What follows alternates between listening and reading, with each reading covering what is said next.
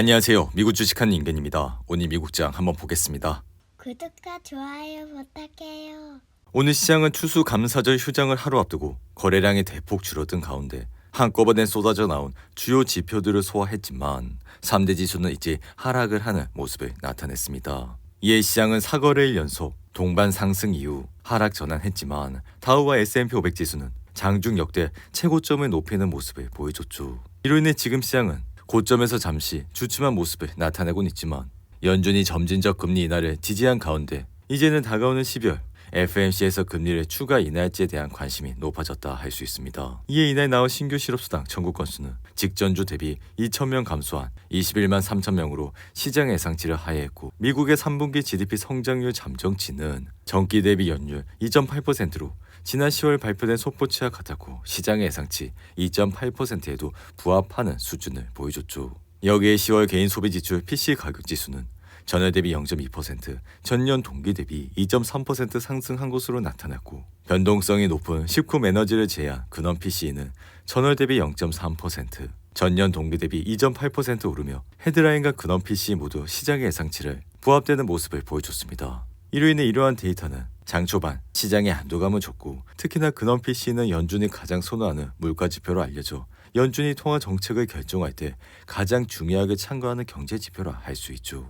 하지만 이날 미국 컴퓨터 제조업체 델 테크놀로지가 13% 이상 급락해 시장을 흔들어 놨고 그동안 인공지능 서버 수주 증가에 힘입어 주가 상승세를 누렸던 델은 4분기 매출과 수익이 시장 기대에 못 미칠 것이란 전망을 내놔 주가는 폭락을 하는 모습을 나타냈습니다. 이에 델의 주당 순이익은 2.15달러로 시장의 예상치 2.06달러를 상회했고 전체 매출은 244억 달러로 시장의 예상치를 다소 하회하는 모습을 나타냈는데 여기에 델은 이번 4분기 매출이 240억에서 250억 달러 정도의 것으로 예상해 전망치 250억 7천만 달러에 못 미쳤고 또한 이번 분기 조정 주당 순이익 가이던스를 2.5달러로 제시해 이 역시 시장의 예상치 2.6억 달러보다 낮은 모습을 보여줬습니다.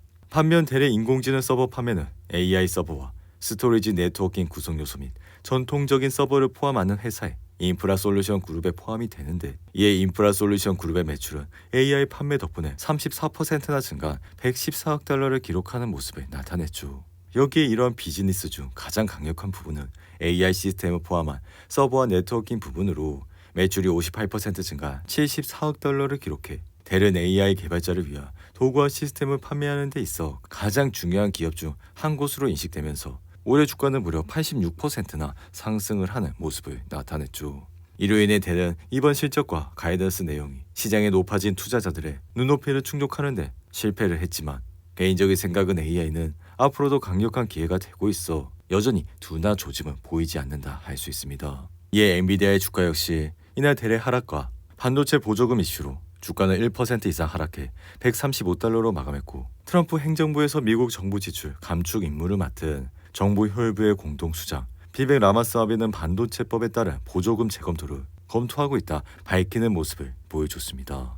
이에 미국 내 반도체 생산을 촉진하기 위한 반도체법은 인플레이션 감축법 IRA와 함께 친환경 산업을 육성하고 첨단 산업 제조 기반을 유치하려는 바이든의 핵심 산업 정책이라 이로 인해 반도체법에만 약 500억 달러의 예산을 배정해 이러한 금액은 미국 내 반도체 생산 시설에 투자한 기업들에 지급이 됐다 할 수 있습니다. 하지만 라미스 와미는 최근 바이든 행정부가 1월 20일 전에 IRA와 반도체법에 따른 낭비성 보조금을 신속하게 내보내고 있다 비판을 하는 모습을 보여줬죠. 이 엔비디아의 주가는 분기 실적을 발표한 지난 20일부터 이날까지 약 8% 가까이 떨어진 상태며 미국 대선이 열린 5일 이후를 보더라도 엔비디아 주가는 이날까지 3% 이상 하락해 같은 기간 S&P 500 지수와 나스닥 지수가 2% 이상 오른 것과는 굉장히 대비되는 흐름을 보여주고 있다 할 수 있습니다. 이에 최근 엔비디아의 주가가 흔들리는 주요 배경은 매출은 계속 늘어나지만 매출 증가세가 세 자릿수에서 이제는 두 자릿수로 꺾였다는 점이 주가의 발목을 잡고 있는데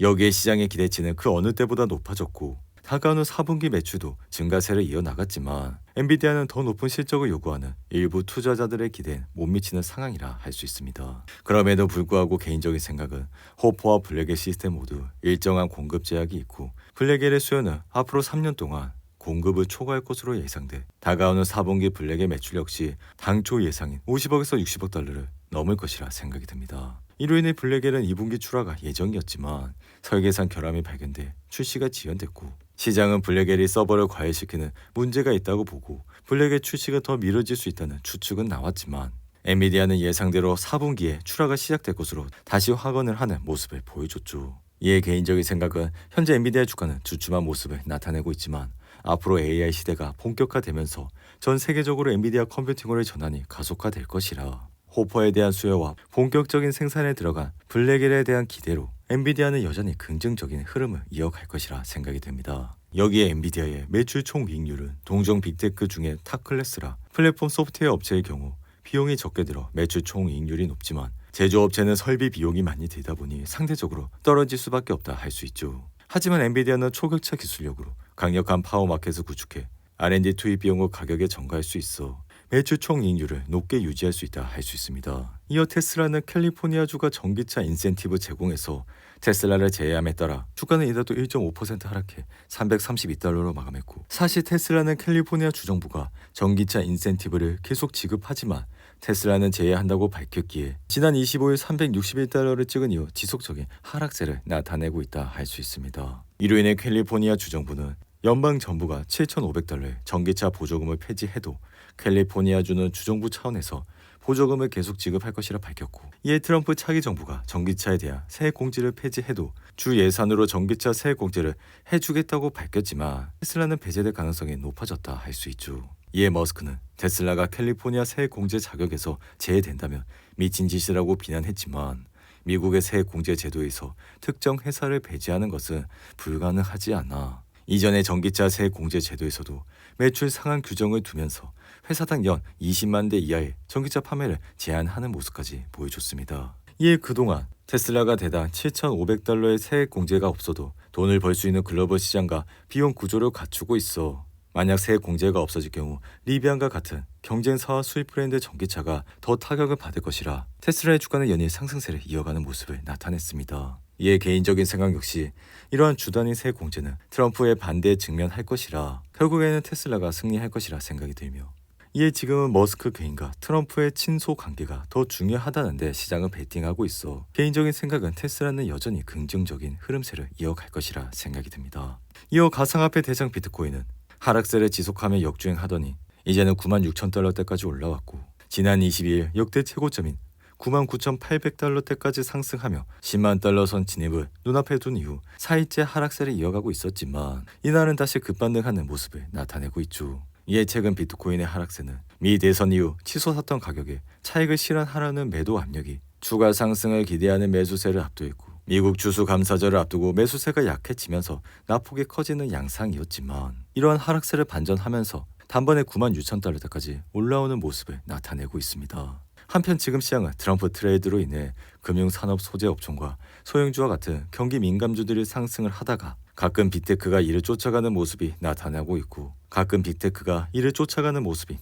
있고 대선 이후 금융에너지, 유틸리티 업종의 강세는 이어지곤 있지만 빅테크의 주가는 다소 약세로 전환되는 모습을 보여주고 있습니다. 이에 개인적인 생각은 전반적으로는 시장의 폭이 넓어지면서 강세장이 잘 유지되고 있다 생각이 들며 올해 내내 200일 이동평균선 위에서 거래되는 S&P 500 주식의 비중은 60% 미만에 그쳤지만 이제는 73%가 200일선 위에서 거래가 되고 있다 할 수 있습니다. 이어 소매업체인 얼바 아웃피터스는 3분기 주당 수익이 $1.1로 시장 예상치를 상회해 이날 주가는 18% 이상 급등했고 비트코인 가격과 관련된 주식인 코인베이스는 6% 이상 그리고 마이크로스트레지는 9% 이상 상승을 하는 모습을 나타냈죠. 반면 노드스트롬은 10월 말부터 회사 매출이 둔화되고 있다 밝힌 이후 주가는 8% 이상 하락했고 PC 제조업체인 HP는 예상보다 약한 수익 전망치로 이날 주가는 11% 이상 하락을 했는데 이어 반도체 설계회사인 암바렐라는 4분기에 대한 낙관적인 전망을 내놓은 이후